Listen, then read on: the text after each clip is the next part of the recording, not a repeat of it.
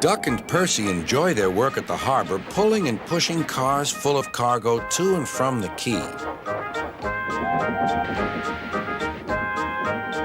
But one morning, the engines were exhausted.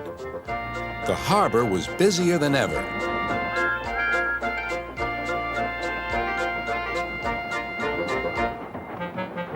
Sir Topham Hatt promised that another engine would be found to help them. "Huh, it's about time," said Percy. "I ache so much I can hardly get my wheels to move," agreed Duck. They waited for the engine to arrive. It came as a shock when he did. "Good morning," squirmed Diesel in his oily voice. The two engines had not worked with Diesel for a long time. "What are you doing here?" gasped Duck. "Your worthy Sir Topham Hatt sent me. I hope you are pleased to see me again. I am to shunt some dreadfully tiresome cars." "Shunt where?" said Percy suspiciously. "Where?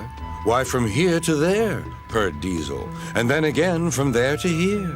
Easy, isn't it?" With that, Diesel, as if to make himself quite clear, bumped some cars hard. "Oh!" screamed the cars. "Grrr!" growled Diesel.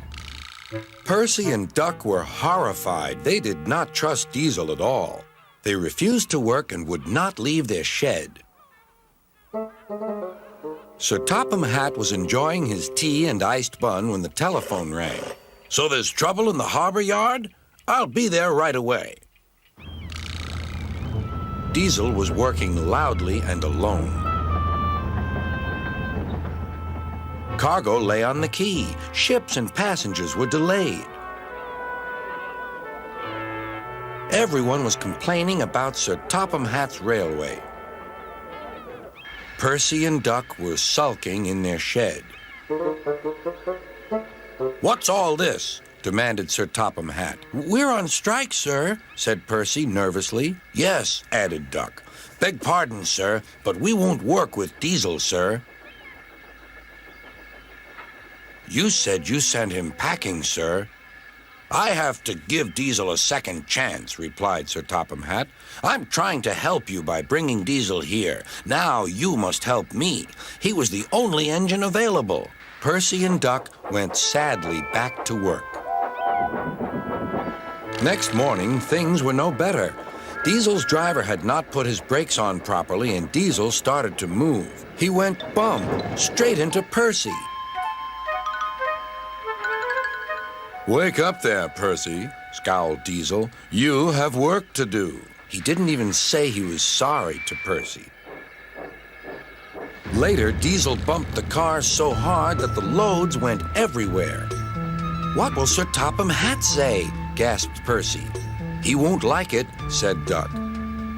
"So who's going to tell him, I wonder? Two goody-goody tattletales like you, I suppose?" Percy and Duck did not want to be tattletales, so they said nothing. Diesel, thinking he could get away with his bad behavior, was ruder than ever. Next day, he was shunting freight cars full of china clay. He banged the cars hard into the buffers, but the buffers weren't secure. The silly cars were sunk. Sir Topham Hatt heard the news. The cars were hoisted safely from the sea, but the clay was lost. Sir Topham Hatt spoke severely to Diesel. "The harbor master has told me everything. Things worked much better here before you arrived. I shall not be inviting you back.